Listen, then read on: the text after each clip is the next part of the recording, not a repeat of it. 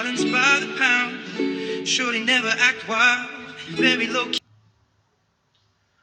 Olá a todos, então vamos dar continuidade aqui à matéria de introdução ao estudo do Direito 1 e vamos dar continuidade aqui falando sobre o tema da axiologia, também entendida como aí teoria dos valores. E a grande pergunta inicial que nós devemos fazer é a seguinte: o que é valor? E pode-se pensar em inúmeras formas de tentar conceituar, tentar definir o que seria valor. E nenhuma delas estaria errada, nem tampouco estaria correta, né? Por quê? Porque nós não temos até hoje o que seria o conceito de valor. Mas nós temos aí as características próprias dos valores, né? Como então podemos identificar os valores sem que necessariamente nós possamos dizer exatamente aquilo que são. Então, veja que os valores, apesar de ter uma enorme importância para o nosso dia a dia, afinal, o ser humano não consegue ficar sem valorar os objetos à sua volta, e vamos lembrar aqui da aula de ontologia, né, que eu dizia que os objetos naturais, físicos, naturais, psíquicos e os objetos ideais, no momento em que são valorados, ou seja, são incorporados a eles um juízo de valor, eles se tornam um objeto cultural, somando aí na sua natureza o ser, dizendo então como eles são na realidade, os fatos, quais são as suas características próprias, e o dever ser, que são os juízos de valores, que vão dizer como as coisas deverão ser, uma finalidade, uma utilidade dada pelo homem àquele objeto, tá? Então veja só, valores então têm essa grande importância para o ser humano porque é inescapável a ele que ele valore os objetos à sua volta. Mas precisamos, inicialmente, trazer aqui algumas diferenciações importantíssimas.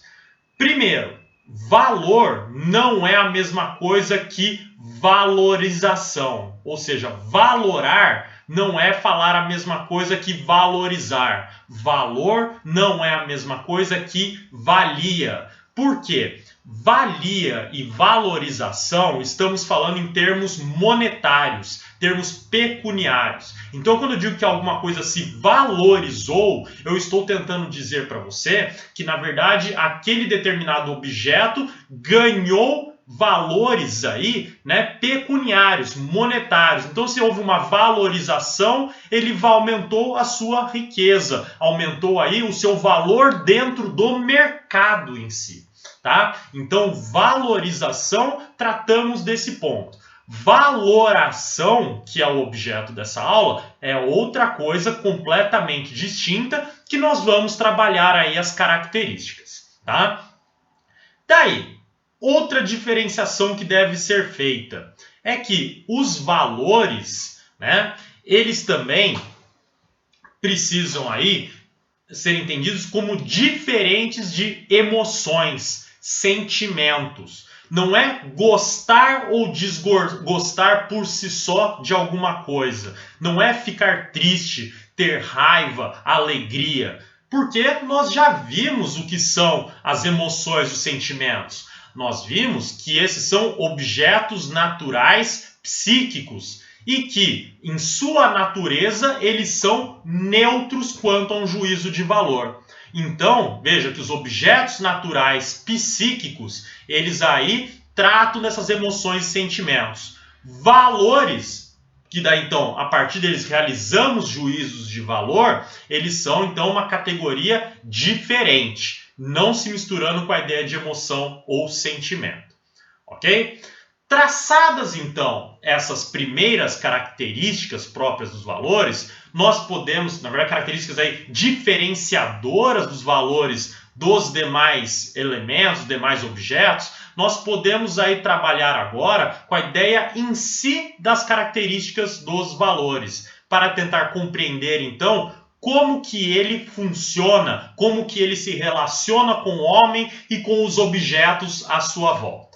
Então, veja aí na sua tela, né, que eu trouxe para vocês a listagem de todas as características dos valores.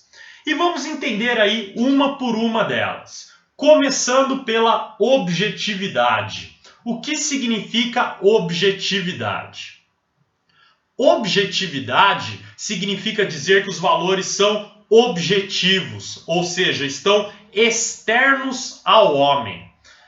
O que implica essa ideia? Implica que quando o homem valora alguma coisa, ele não está pegando valor dentro de si, mas ele está apreendendo a ideia, e aí a ideia imperfeita do valor, e está aplicando nos objetos à sua volta.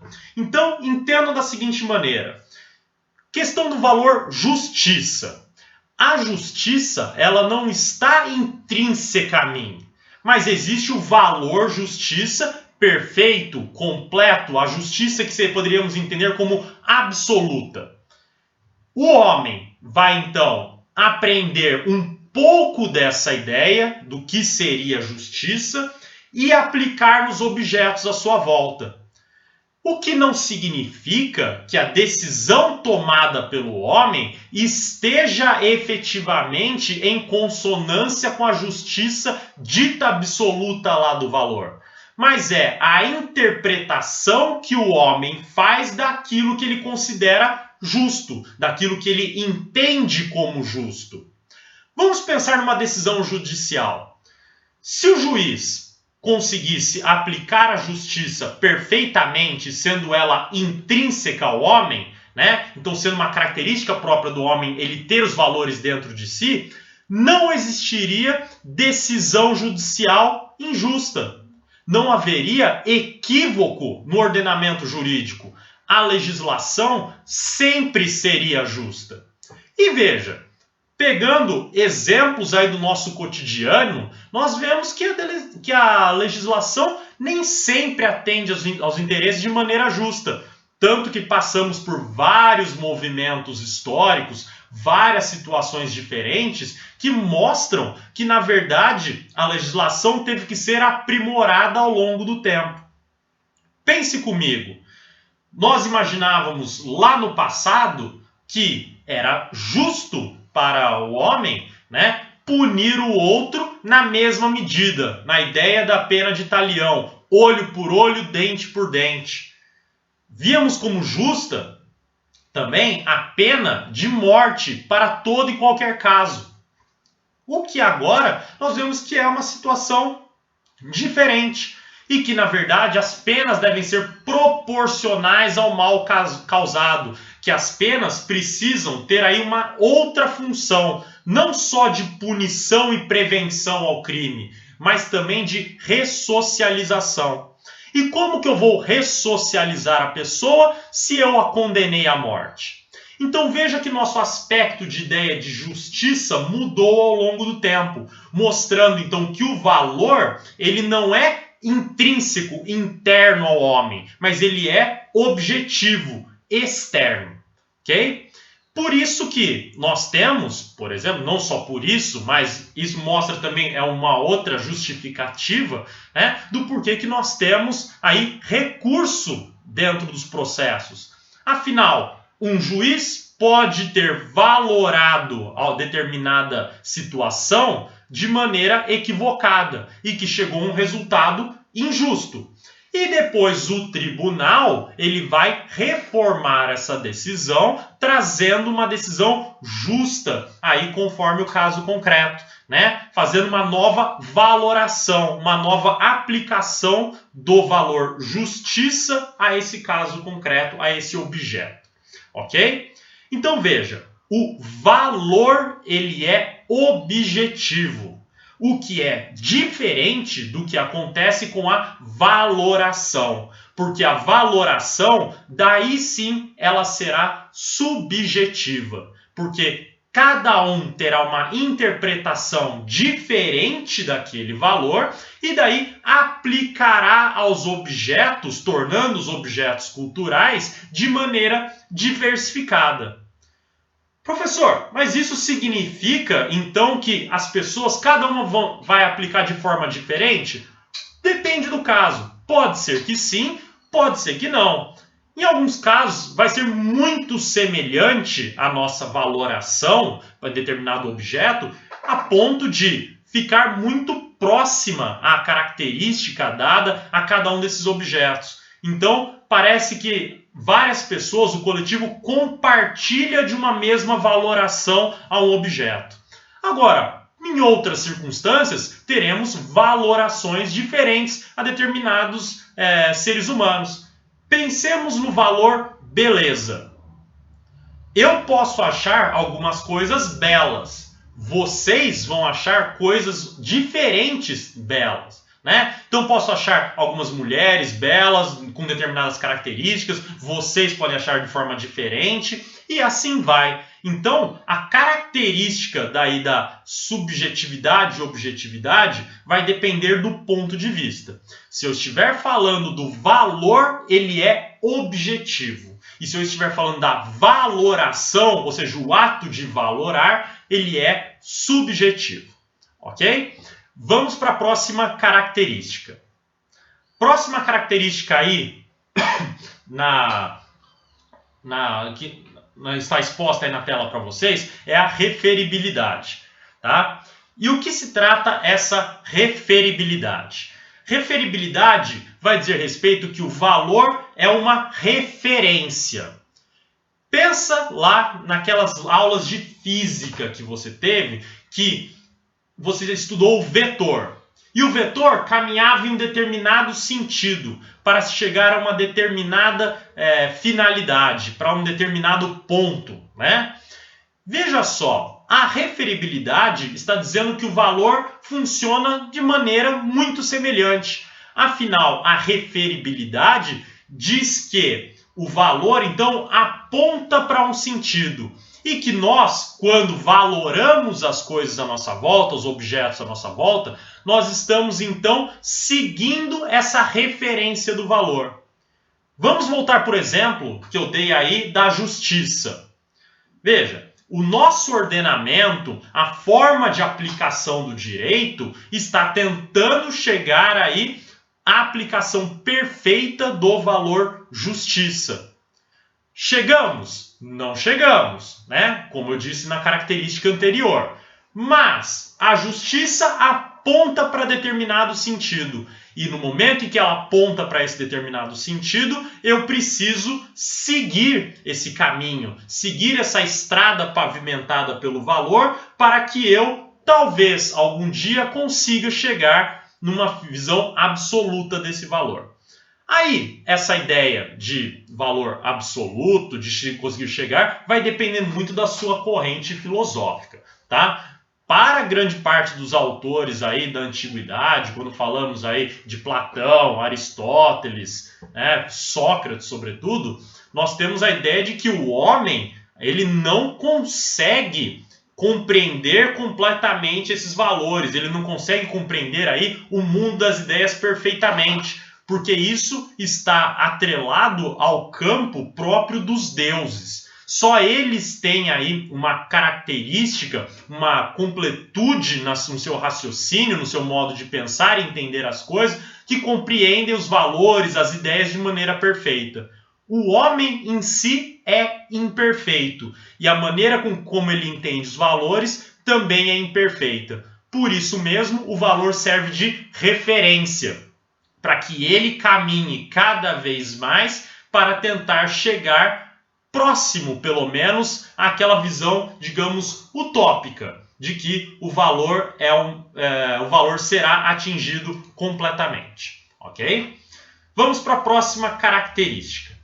Próxima característica é a ideia da preferibilidade. E o que significa a preferibilidade?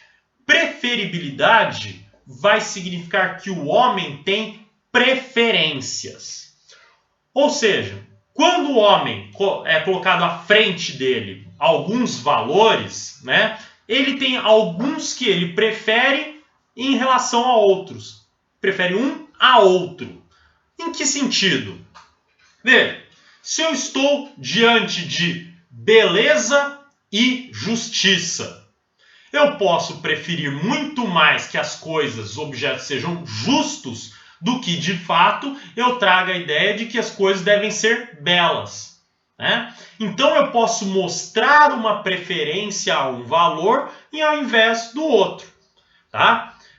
Cada pessoa, afinal a valoração é subjetiva, vai ter aí uma preferência distinta. E isso nós podemos pensar numa preferência tanto a nível individual, quanto também no nível coletivo, naquela ideia que eu passei lá atrás de termos aí uma semelhança na valoração de determinados objetos. Então pensa só, quando eu falo de um valor ou outro, ou até mais aí em comparação, eu posso preferir um a outro. Vamos dar um exemplo aqui bastante radical, bastante aqui utópico, né? Bem hipotético, só para vocês entenderem bem essa ideia da preferência. Se colocarmos um advogado e uma modelo lado a lado e perguntar para o advogado o que você prefere, justiça ou beleza? No nosso exemplo hipotético aqui, o advogado vai preferir justiça. Por quê? Porque ele trabalha, né, o objeto dele, aí a finalidade do seu trabalho em si, da sua vida profissional. Por outro lado, se eu fizer a mesma pergunta para uma modelo, né, essa modelo vai preferir a beleza, né, porque ela se relaciona muito mais com o seu trabalho do que a ideia de justiça. Veja que eu estou falando aqui de situações hipotéticas. Lógico que uma modelo pode escolher diferente, um advogado pode escolher diferente, porque vai depender de cada pessoa. Mas pensando aí em dois modelos básicos para vocês entenderem a ideia de preferibilidade, ok? Vamos para a próxima característica então. Próxima característica é a historicidade. E o que significa a historicidade? Vai dizer o seguinte, que a valoração, né, ela é histórica, ou seja, ela muda conforme o tempo. E nós podemos pensar aqui em um exemplo muito simples, inclusive trabalhado já em sala de aula, né, e que eu repito aqui para reforçar para vocês. Pense no disquete. Quem não sabe o que é disquete, pausa o vídeo, abre o Google Imagens aí e procura disquete, tá? E vê a imagem aí e tenta ver como que funciona. O disquete, ele era muito utilizado aí para fazer a transmissão de dados, a transferência de dados de computador, né, no passado. Com o seu grande 1 megabyte de capacidade de armazenamento, você conseguiria transferir aí por via física, né, os programas de computador para outras pessoas. Agora, falar atualmente, em 2020, de disquete, de uso de disquete, é praticamente impossível. E por quê? Nem os nossos computadores têm mais espaço para o uso do disquete. E com isso, então, nós temos aí um problema que mostra que a valoração do valor utilidade, ou seja, a aplicação da utilidade no disquete mudou com o tempo. Então, se no passado o disquete era útil, atualmente ele se tornou inútil, pelo menos para fins de armazenamento e transferência aí de dados, né, de computador. Agora, a gente pode pensar que a utilidade do disquete pode ter aumentado para fins de registro histórico, para fins talvez aí de questões de design. Podemos pensar o uso do disquete para poder embelezar um determinado local, então você coloca lá como uma referência, né? Então você usa como um objeto, um adorno próprio para um determinado local. Então, para isso, você pode talvez falar de um aumento de utilidade. Mas para fins práticos aí de uso, para que o objeto, o disquete foi criado, agora ele se tornou inútil. Ok? Então essa é a ideia da historicidade. O valor não é histórico. Ele não é histórico porque ele é objetivo. Ele existe independentemente do tempo. Mas a valoração, ela é histórica. A utilidade está lá sempre, desde o início da era da existência do universo e vai existir até o fim do universo. Agora, a valoração de um objeto ser útil ou não muda conforme o tempo, ok? Vamos então para a próxima característica, que é a possibilidade de gradação hierárquica. E o que significa a possibilidade de gradação hierárquica? A ideia é a seguinte, que diante de vários valores, eu posso fazer como se fosse um ranking. E o que é essa ideia do ranking? Em primeiro lugar, eu coloco um determinado valor, em segundo outro, terceiro outro, ou seja, eu pessoalmente posso fazer uma hierarquia própria, dizer quais valores eu prefiro, né? E aqui a ideia de preferência listando todos os valores em detrimento de outros. E por que isso é diferente da preferibilidade? Porque a preferibilidade, eu tenho vários valores e eu aponto os que eu prefiro. Na possibilidade de gradação hierárquica, eu estou, na verdade, traçando aí toda uma ideia de hierarquia. Primeiro um, segundo outro, terceiro outro, quarto outro. Vamos dar um exemplo, pensar na seguinte forma para diferenciar. Eu posso pensar o seguinte, que o terceiro lugar na minha hierarquia está a justiça. E em quarto está a beleza. Muito bem. Dentro, então, da possibilidade de gradação hierárquica, eu estou falando em terceiro e quarto lugar, podendo colocar em segundo e primeiro outros valores aí. Por exemplo, bondade, utilidade. Mas na preferibilidade, eu posso falar o seguinte, você prefere justiça ou beleza? E daí eu falo, justiça. Significa que justiça virou o primeiro lugar na minha gradação hierárquica? Não. Ele continua estando em terceiro lugar, mas dentre as opções que você tinha me apresentado, eu mostrei preferência por algum. Então, mostrar preferência por algum dos valores, eu estou falando de preferibilidade. Fazer essa hierarquia, dando aí então um ranking, eu estou falando de possibilidade de gradação hierárquica, tá bom? Próxima característica então, que é a incomensurabilidade. E qual que é a ideia de incomensurabilidade? É a ideia que o valor não pode ser medido.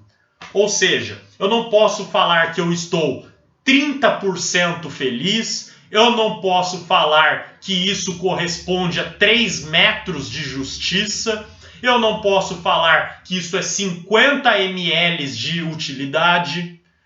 Veja, eu não tenho uma medição exata do valor. Eu posso aí no máximo sentir o valor, né? Sentir a justiça, sentir a utilidade, sentir a beleza em uma maior ou menor intensidade. Mas falar em maior ou menor intensidade não significa que eu estou falando com uma exatidão aí para se dizer que é possível mensurar, se é possível medir aí quanto de valor que eu estou aplicando a determinado objeto, tá? Então, pense isso, a incomensurabilidade é a impossibilidade de medição do valor, ok? Próxima característica é a inexauribilidade. E o que significa a inexauribilidade? Significa a ideia seguinte, que os valores não se esgotam. E o que significa dizer que os valores não se esgotam? É dizer o seguinte, que eu posso me utilizar o quanto eu quiser do valor, valorando as coisas à minha volta, que elas não vão se esgotar. Vamos pensar num exemplo. Pensa lá. Vamos dizer que os gregos e os romanos se utilizavam do valor beleza, né, para caracterizar aí as pessoas, as estátuas, os deuses, né, as suas construções. Só que eles usaram tanto valor beleza, que no fim chegamos agora em 2020, não dá nem para usar. Estamos racionando a beleza. Cada um usa só um pouquinho porque está quase se esgotando. Isso é verdade? Não é verdade, né? Eu posso me utilizar aí do valor beleza para valorar as coisas o quanto eu quiser. porque os valores não se exaurem, ou seja, eles não se esgotam com o seu uso, tá bom? Então é isso que significa essa característica. Em seguida, nós temos aí a inexauribilidade. E o que significa a inexauribilidade? Desculpa, a exigibilidade. Já falamos da inexauribilidade, perdão. Tá? A exigibilidade. A exigibilidade significa que o valor ele é exigível. E o que significa ele ser exigível? Vamos pegar um exemplo que todo mundo já ouviu, todo mundo faz. Você escuta uma determinada história de um amigo seu ou uma amiga e conta lá para você um acontecimento na vida dela, tudo mais, que ela fez, ela teve um determinado comportamento, e daí vem a seguinte frase: você promete que você não vai me julgar pelo que eu fiz? E daí você fala: prometo, não vou te julgar por aquilo que você fez. Pode me contar que não vai ter julgamento nenhum. Quem sou eu para julgar, né? Só Deus pode julgar. Veja só. Você falar que não vai julgar é uma grande mentira. E por que uma grande mentira? Porque os valores são exigíveis e você aplica os juízos de valor aos objetos, queira você ou não. Então, na situação que eu narrei para vocês, no íntimo, a pessoa está sim te julgando. Está pensando se aquilo é algo bom, ruim, positivo, negativo, justo, injusto, né? Ou seja, ela vai julgar a sua história. Ela vai pensar se aquilo é correto ou não, né? O que ela vai fazer de diferente é que ela pode não exprimir, ela pode não exteriorizar essa valoração que ela fez. E daí ela fala para você: nossa, verdade, né? Isso daí, poxa, como você agiu, eu não vou julgar não, tá? Ou seja, a verdade é que há o julgamento interno, automático, imediato, não controlável pelo homem, mas que a única coisa que ele pode fazer para controlar isso é ele não exteriorizar, ele não expressar essa valoração feita, tá bom?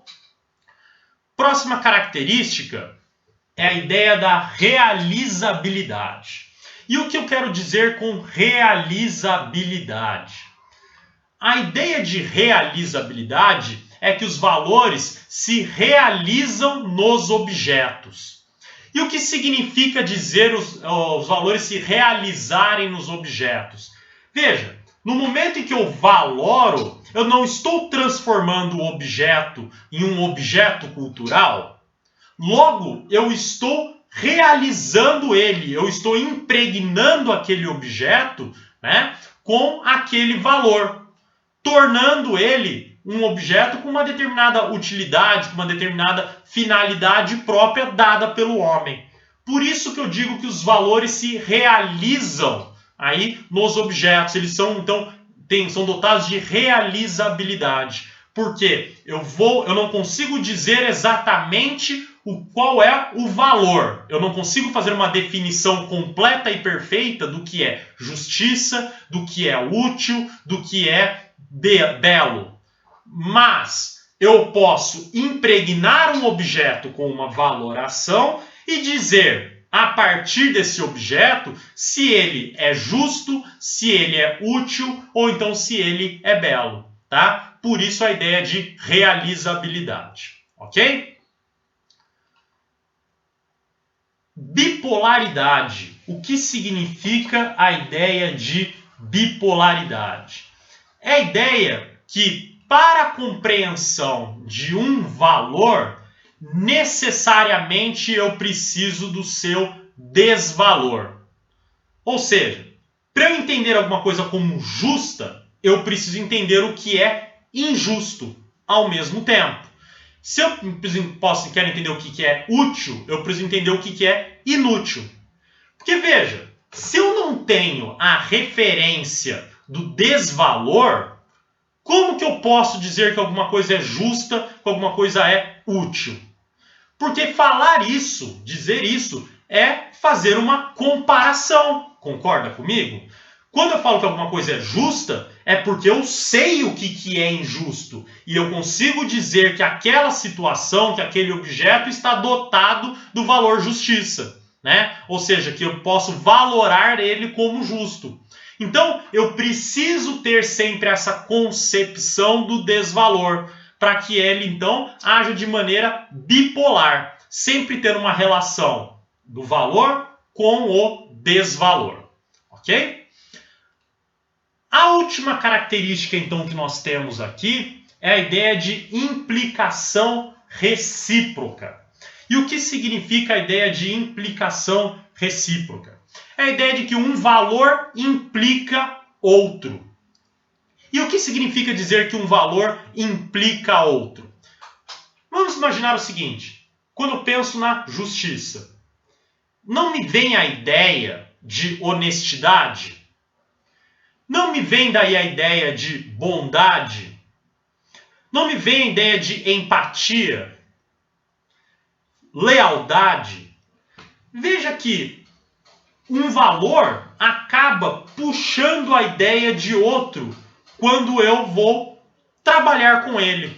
Então, para uma pessoa ser justa, ela precisaria também ser honesta, teria que ser bondosa, ela teria que ser leal, ela teria que ser empática. Ou seja, o trabalho com valor implica outro. E vice-versa, porque o outro valor que eu fiz referência aí também vai implicar o primeiro. Por isso a ideia de implicação recíproca. Um valor implicando o outro. Me conduz, me leva à ideia do outro valor. Ok? Muito bem. Então, veja que aí nós falamos todas as características dos valores, né? E a sua concepção, a sua ideia aí de cada um. Veja só. Nisso, então, nós podemos pensar aqui ainda sobre a questão do direito, né? Por quê? O direito, como eu trouxe para vocês na última aula, ou penúltima aula que trabalhamos aí de forma presencial, né? A ideia de que o direito é um objeto cultural. E se o direito é um objeto cultural, significa então que houve uma valoração em cima desse objeto. O que implica dizer que o direito, então, ele mistura as características, a natureza do ser com o dever ser. E o direito, então, no momento em que ele vai aí quando ele se torna objeto cultural apto aí a regrar os comportamentos, dar comandos aí em sociedade, ele, portanto, ele vai aí aplicar a ideia de uma valoração própria de justiça, daquilo que é justo. Ou seja, nós criamos toda uma base normativa, nós trazemos aí as regras expressas, postas, escritas, e essas regras aí vamos valorar como sendo justas. E elas sendo justas, portanto, nós criamos mecanismos para que elas tenham imperatividade. E o que significa dizer ter imperatividade? Que elas sejam aplicadas de maneira coercitiva, obrigatória aí para os jurisdicionados, né? Que elas sejam aplicadas então de maneira aí obrigatória e vinculativa, ou seja, todos devem obedecer o direito. Afinal, na sua valoração, ele busca a justiça, ele busca aquilo que é ideal e melhor para os seres humanos na sua convivência em sociedade. Ok? Com isso, então, espero ter aí trazido uma ideia boa aí para vocês sobre a axiologia, o funcionamento então dos valores, da teoria dos valores, tá? E qualquer dúvida que vocês tiverem sobre esse tema, por favor, acessem lá o fórum do AVA, né? E postem no tópico que eu coloquei lá para o plantão de dúvidas, tá bom? Façam um post lá que eu esclareço as dúvidas para vocês, ok? Muito obrigado e até a próxima.